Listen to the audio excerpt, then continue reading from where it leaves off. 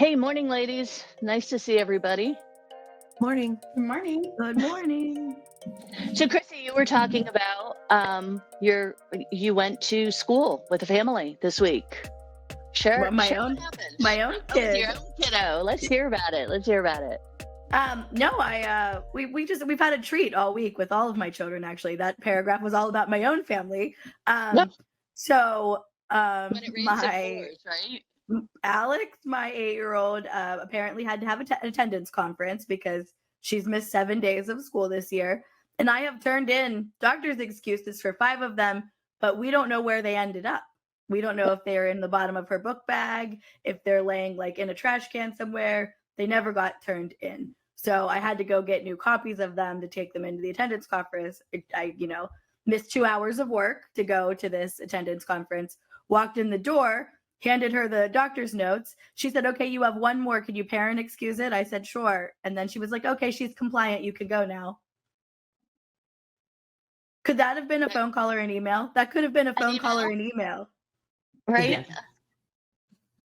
So that started my week. That was Tuesday morning. Tracy's heard all about it already because I was complaining about it prior to going. We're definitely complaining together. It's all of my complaints about everything all of the time. So did that. Then as I was leaving, the school resource officer stops me and says, we're having some problems with your kindergartner's behavior, and then proceeds to tell me that he's being mean to his friends. He told one of his friends that she had ugly teeth.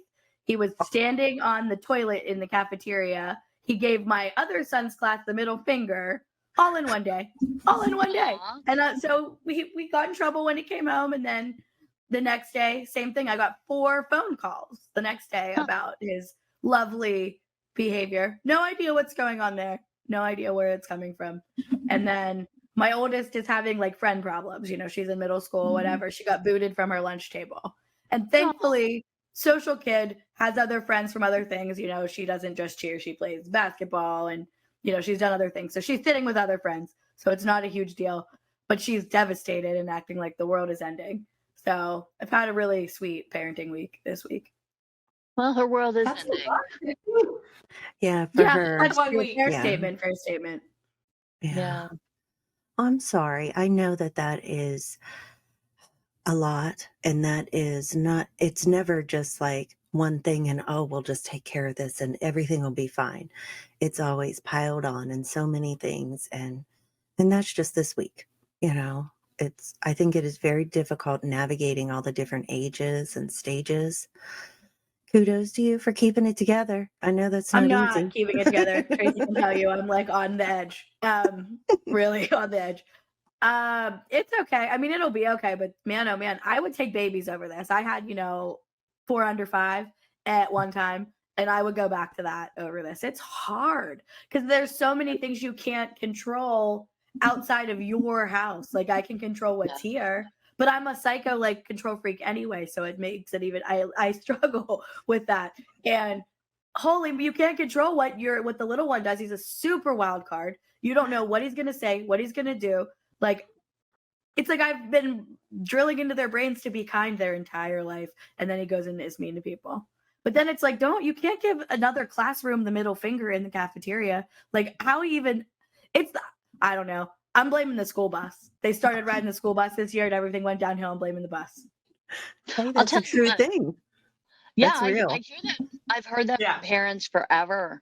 Even like before my kids started, there was always the warning of no matter how you kind of have your own rules in your house, when the kids get on the school bus, like at school, they're a little bit more monitored. It's not so much of a free for all. There's adults around. On the school bus, I mean, it's hard enough to get somebody to drive a school bus. You couldn't pay me enough to do that. That's terrifying. And there's no way that you could police what kids say. So they hear all kind of things and they get riled up. And I know that my kiddo was having a tough time on the bus being bullied.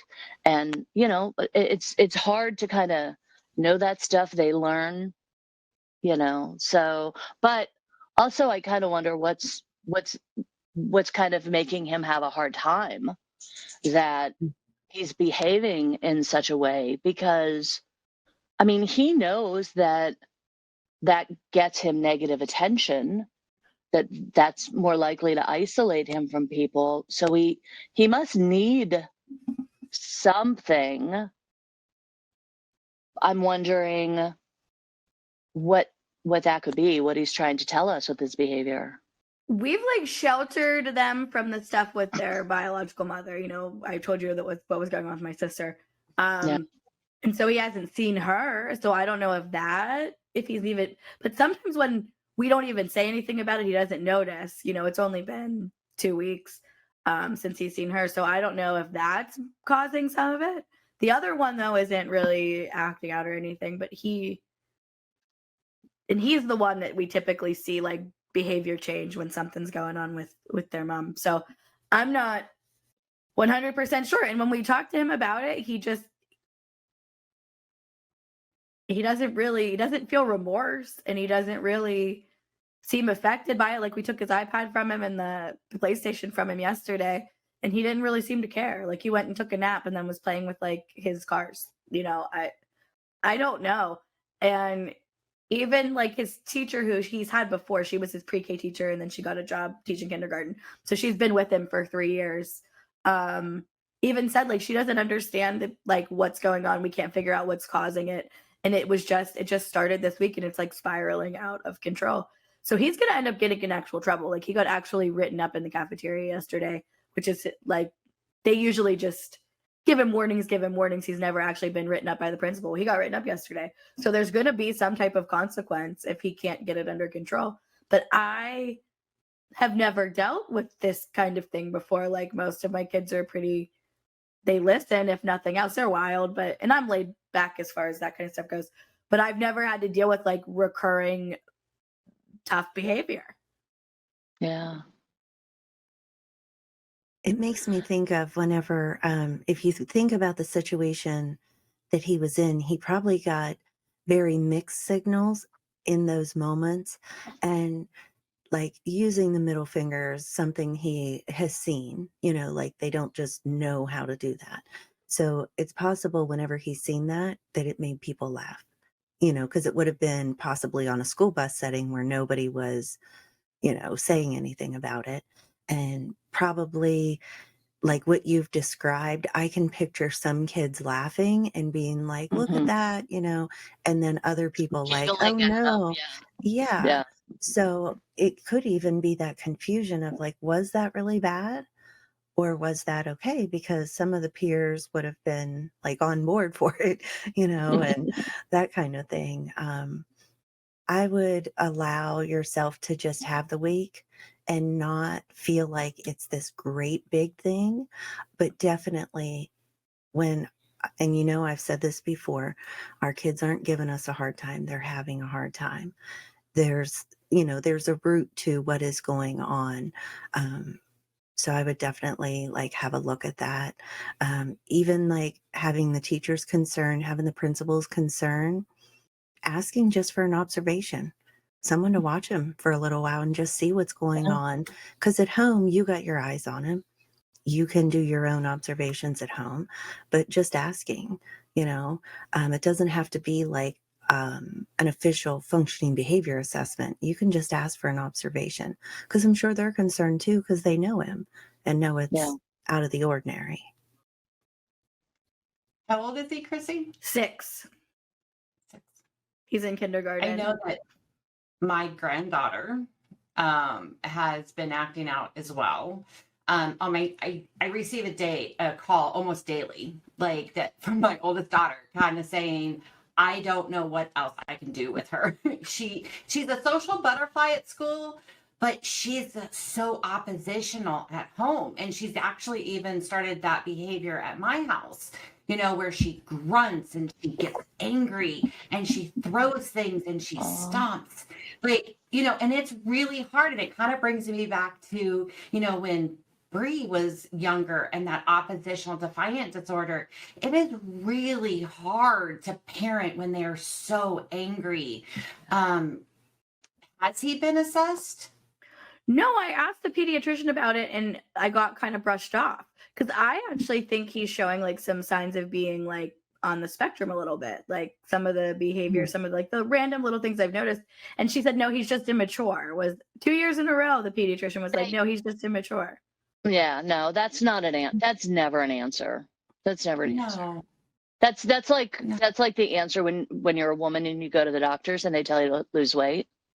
Like Every that's time. the same with little kids. It's like, oh, they're immature. Like he's like 32. He's not immature. Calm down. Yes. I mean, you've got a lot going on. Yeah. So and we don't think that our kids maybe know, but they absorb everything. I remember once I was standing in the kitchen mumbling to myself, oh God, there's nothing in the fridge. Maybe I should order takeout. My son like opens the door, pops his head out and he goes, oh, you're ordering takeout? Meanwhile, I'll be standing in the kitchen, like yelling at the top of my lungs, hey, come out here. I need help, or, nothing at all, so he may be picking up on the vibes too in the house where, I mean, maybe it's not anything right now, but maybe he picked up on the vibes. I'm sure he kind of notices that. I'm sure he catches on to something. But what I mentioned to you guys that my oldest broke her ankle in 3 places and was staying with me, and she is now back home, but she's a teacher. So I was her Uber driver for the past, I don't know, 14 years, it feels like. And she would get in the car. She teaches kindergarten. She would get in the car after school and kind of brain dump. I'm having this problem with one of the kids in my class. I'm having this problem with one of the kids in my class. And would really kind of turn over like, oh, this is happening and this is what I'm trying. And I tried this. And we kind of brainstorm for a few minutes. But I mean, I think for parents out there, hopefully you do have a teacher, and there are so very many teachers who are really, really, really trying to figure out, unpack what's going on with your kiddo who's behaving in a different way.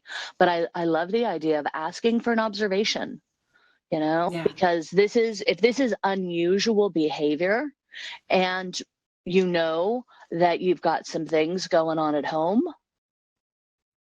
that it's a great time to check. Yeah, he is usually ornery, okay? He's not like cookie cutter child. However, it never gets to this point. Like, Yeah.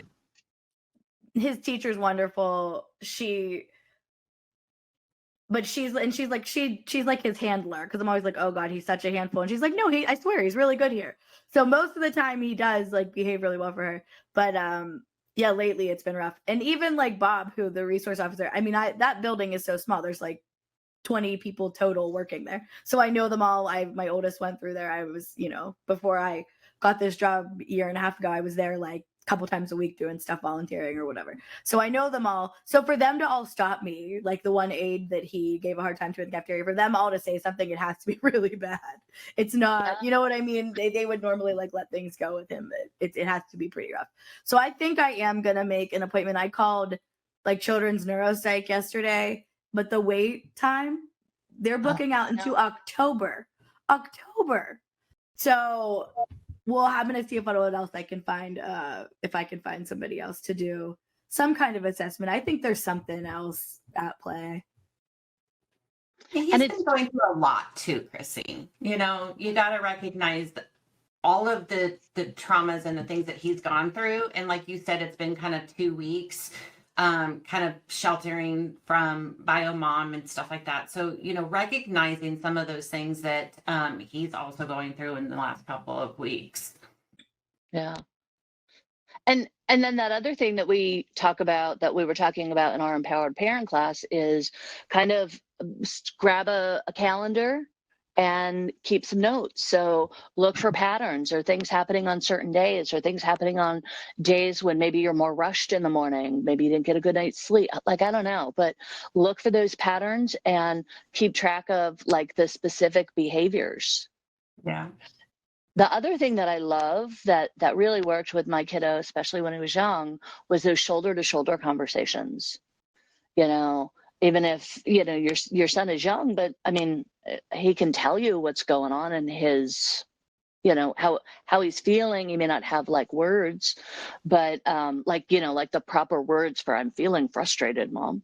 But just if there's a time when you're doing a chore together or you're driving them somewhere, it's a little hard. They make the kids sit in the back of the car for safety.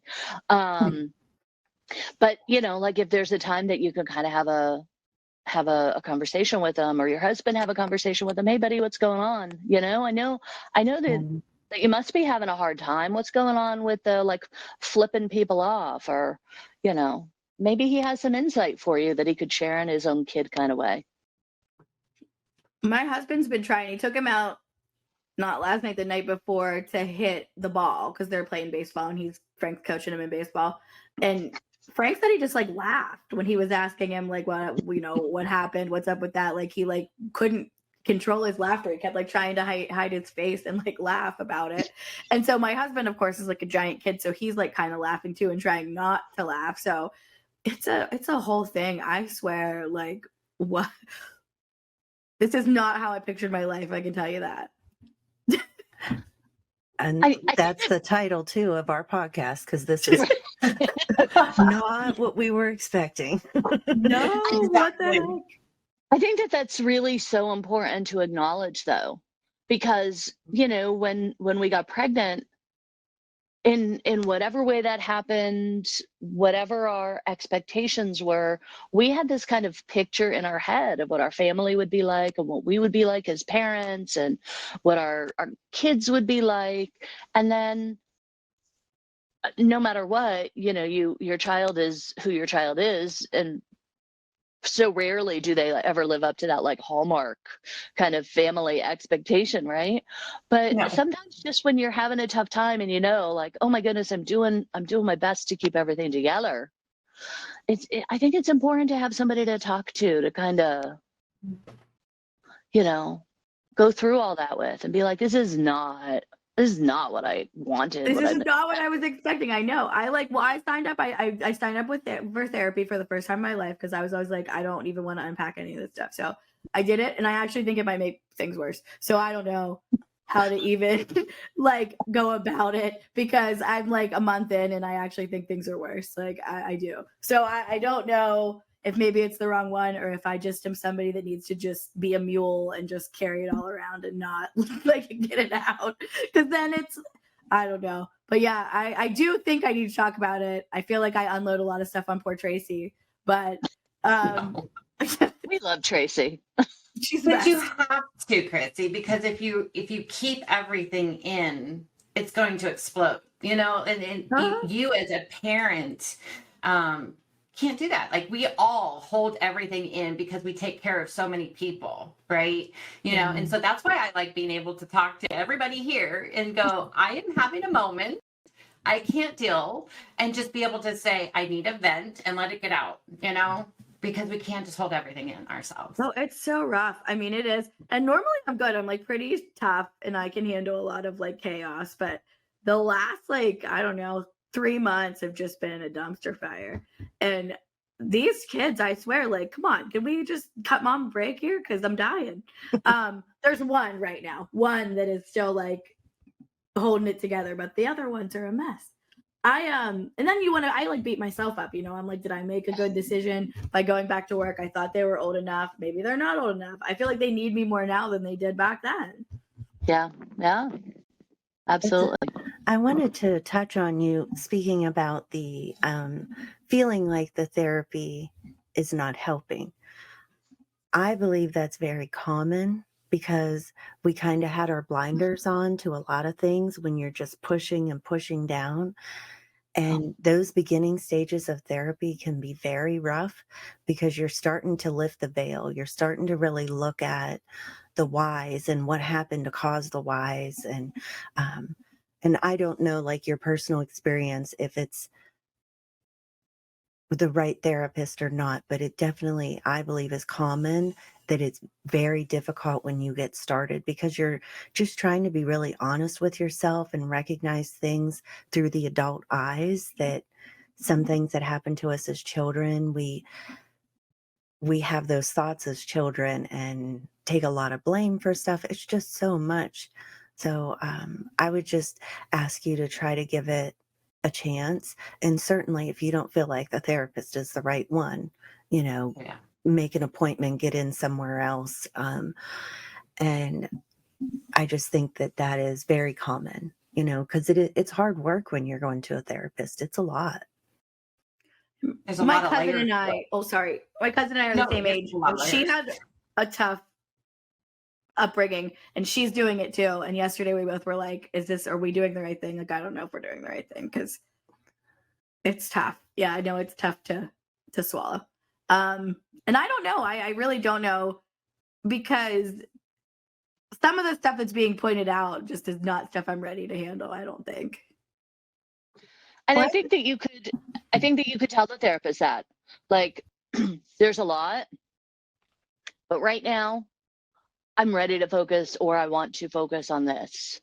Yeah. You know, just like we say with our kiddos, like, you get an evaluation, you're going to go for an IEP, or you know, like, even the things that you see around the house that you want to bring up in therapy. Our kids aren't like a home improvement, you know, like, project where you have different contractors working in different areas of your house. You work kind of on one thing, and maybe, especially if you're new to therapy, pick something that feels manageable, that if you could come up with some solutions on how to kind of handle it or deal with it, will help you and earn your trust, to make sure that this is what you want to go through now, and that this is the right therapist to go through it with. You know, I mean, I've talked in the past about having kind of crappy therapists and having great therapists for my kiddo. And so, yeah, it's about who connects with you. But I think that it's fine for you to say, yeah, that's a biggie, and I'm not ready to go there yet. So absolutely. Yeah. And it can be manageable with the idea of even sharing, like, I have so much going on right now. And yeah, as much as I'm trying to take care of myself, I do have these other priorities. So, what could we work on that's going to help me feel better on a regular basis, give me tools to navigate and get through? It doesn't have to be that you're starting out therapy and you go to age 3 and you're working all the way up. You can work backwards. Like, help me for the last month, help me from last year, you know, that will help me immediately. Um, and I think sometimes we don't realize that we are the ones in charge of that, that if yeah, a really good therapist should want what you want, that if something's too heavy and it's too much to try to navigate around, you should 100% feel comfortable saying, we're going to move on from that. This is what I'd like to work on. yeah, And it's not like not doing it correctly. It's just that there's not a one size fits all for everybody. It should be very personal. I mean, there could be something you're working on and a certain time of year is very triggering for you. You know, say it was the month of May, something really bad happened. The closer you get to May, you may not want to deal with that at all. There's many reasons why someone would say, not right now, not this right now. yeah. Well, I know that you're getting ready to move too. That's not too far off. So, like, you could definitely, like, go into, you know, and talk to your therapist and be like, this is what I need to get through the next 2 months. You know, I just want to talk about how I have these things on my plate, and I have to decide what belongs on my plate, and how I could manage to get through, you know, to go from house A to house B with at least a little bit of my sanity still intact. Right? So, I think Oh too, man. moving is so monumental. The amount of decisions that have to be made of what gets packed, how it gets packed, whose stuff is going where, what you're keeping, what you're giving away, what you're donating, trashing. That is so many decisions on top of the million decisions you make on a regular basis. Like, I think you should definitely give yourself some slack and grace to be like, okay, it's all right if things are like a dumpster fire right now, because it's just so much. It is a lot. I mean, that was the whole point of starting therapy in the first place, because I have such bad task paralysis about getting this place ready to move. Like, I have time sometimes, not a lot of time, but I will like Wednesday nights, I don't have any activities. I could be like doing something, but then like Wednesday night comes and I am literally a potato. I don't know. So Something that worked for me, and this is just me personally, when I have a task, I break it down into bite-sized pieces, and I've told you guys this so many times. I set a timer. I will do part of that for 15 minutes. If I still feel like doing it, I'll keep going. But if I only have those 15 minutes in me to like mentally handle this task and go do it, or physically, then it's okay. I'll walk away and I'll do it again the next day. Sometimes like tricking ourselves, like I feel like I'm constantly tricking myself. Like if I put my shoes on, like that makes me mentally say I'm going to do a task, because if my shoes are off, I'm in relax mode, but if I got my shoes on, then I'm like, okay, I got to do this. And I don't know why. It's just like, I feel like I play these games with myself all the time to get motivated and get things done. And maybe Wednesday night, tell yourself, I'm going to work on this 15 minutes. And if that's all I get done, that's okay. And if I work for 2 hours, that's great. If not, I'm not going to put this extra pressure on myself that I have to get this done. And people that live close to you who'd be more than happy to come and help you pack or do whatever you got to do on a Wednesday night, and just make it something fun instead of, and all of this stuff. I heard you say, like, you're usually so strong. You are strong. None of this stuff makes you less strong. You're just learning how to navigate something new differently than you had to before. Yeah. I don't know. I don't like feeling like I'm going to like fall apart at any second. And that's how I felt for a while. Yeah. Oh, Chrissy. Yes. Yeah. I don't like it. I don't like it. I said that when we were in Chicago. You had left, and this was after the fiasco of me like leaving the hotel with no coat on and like running through Chicago to find our food, and it was like, I don't know, like negative 20 outside or something, right? And so we were all just hanging out and talking, and I said to Tracy and Melissa, the first time I've ever said it out loud, I said, I am so afraid to cry because I'm afraid that if I start crying, I will never stop. It's a problem. And wait, I have to tell you, they both, like, Melissa finished my sentence. I can't tell you how absolutely amazing that was to just know that, like, oh my God, I'm not the only one who truly feels like that.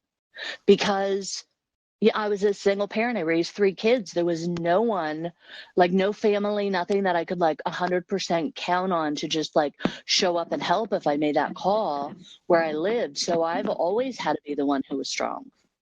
And so you're not alone, and it's okay to not be strong. It's scary. Oh my God, it's terrifying to not be strong. Terrifying. I don't like it. It's not something I'm ready for yet. But I could fall apart right now. I could start bawling, which is not like me. I mean, honest to God, Tracy, you've worked closely with me for how long? Almost 2 years. Have you ever seen tears? Never. But I feel like it's coming because it's hard. It is. Yeah. It is. And moving is so incredibly difficult, right? So you as a mom, and so my oldest just moved, and she was living there for 7 years. It was the building itself was very, it had a lot of trauma and toxicity inside of it. And so it was a very dark place for her. And we actually had to help her physically move. And prevent any playback issues with your music. Who's this? Is someone's Siri talking to them? I don't know where that's coming from. Anyway, so we had to physically help her move, and kind of like what you were talking about, there's so much to do, but we don't know where to start, right? We had to chunk it down, but we physically got rid of so many things and kind of like purged all of that negativity from that building when she got into this new building. The children were actually even a part of that, and they even started to kind of seemed like everything was lighter, they were happier, because they were able to kind of get out of that negativity of that building and the mess of everything that was still there, so maybe this will be an opportunity for you to also kind of get into a new setting, closing a door on a house and getting ready to be into another building, and form those memories for your kids. And maybe that will help the kids too, because it is a transformation. We're excited. The kids aren't as excited, but we're excited. Like my husband and I, we have a dumpster coming, thankfully, and I'm just going to throw everything away. But we're going from like 4,000 square feet to like 2,200 square feet. So there's going to definitely need to be some pitching. Yeah. Yeah. Well, I've been there. When I sold my house and moved from Blossburg and moved to Pittsburgh, I had to go from my house into like a little tiny Pittsburgh house that I rented. And I had a really hard time because this is like the house that I raised my kids in. And it was all sorts of emotional. But if you need somebody to call and be like, oh my God, I hate moving, I'm so right there with you. If we need to go like meet somewhere and get like the world's biggest ice cream sundaes, I mean, just make something. You don't even have to make something up. Just call me.